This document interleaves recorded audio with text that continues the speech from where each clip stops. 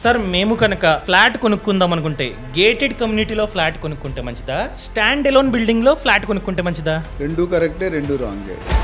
Amenities కావాలనుకుంటే మీరు gated కమ్యూనిటీలో కొనుక్కోవాలి. అవి వాడుతున్నావా లేవని మీరు క్వశ్చన్ చేసుకోవాలి. ఎందుకంటే every ఎమ్యూనిటీ will be charge. Stand alone building లో కొనుక్కునే వాళ్ళకి ఎమ్యూనిటీస్ ఫెసిలిటీ ఉంటే మ్యాక్సిమం సెక్యూరిటీ జిమ్ ఉంటుంది. అవును, మిగతా 1000 గజాల్లో 500 గజాల్లో కడతారు.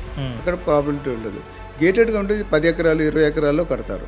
కట్టినప్పుడు అన్ని amenities, club house, gym, jogging track, cycle track, parking ఇవన్నీ కూడా ఉంటాయి. సిటీలో ఉంటుంది, బయటికి వెళ్ళక్కర్లేదు. Including medical shop, doctor room అన్నీ ఉన్నాయి, క్లబ్ హౌస్ అన్నీ ఉంటాయి. కాబట్టి ఆ ఫెసిలిటీస్ వాడుకుందాం, పిల్లలు ఉన్నారు వాడుకునే వాళ్ళు ఉంటే అక్కడ తీసుకోవడం మంచిది. లేదు అంత డబ్బు అట్లీస్ట్ 30-40%, 25-40% డిఫరెన్స్ ఉంటుంది ప్రైస్ కాస్ట్.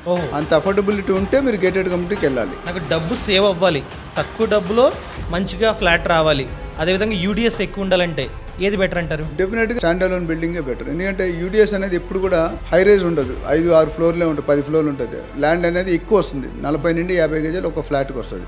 అదే మీరు గేటెడ్ వెళ్తే 10 నుండి 15 గజాలు వస్తుంది. ఎందుకంటే 30 ఫ్లోర్స్ 40 ఫ్లోర్స్ వేస్తారు. ఫ్యూచర్లో వాల్యూ యూడిఎస్కి ఉంటుంది కానీ కన్స్ట్రక్షన్కి ఉంటుంది. సో మీరు ఏమంటున్నారంటే అన్ని ఎమ్యూనిటీస్ కావాలి, క్లబ్ హౌస్ కావాలి, వాకింగ్ ట్రాక్ కావాలి, అన్ని కావాలనుకుంటే గేటెడ్ కమ్యూనిటీ కానీ ప్రైస్ అనేది ఎక్కువ ఉంటుంది, మెయింటెనెన్స్ కూడా ఎక్కువ ఉంటుంది.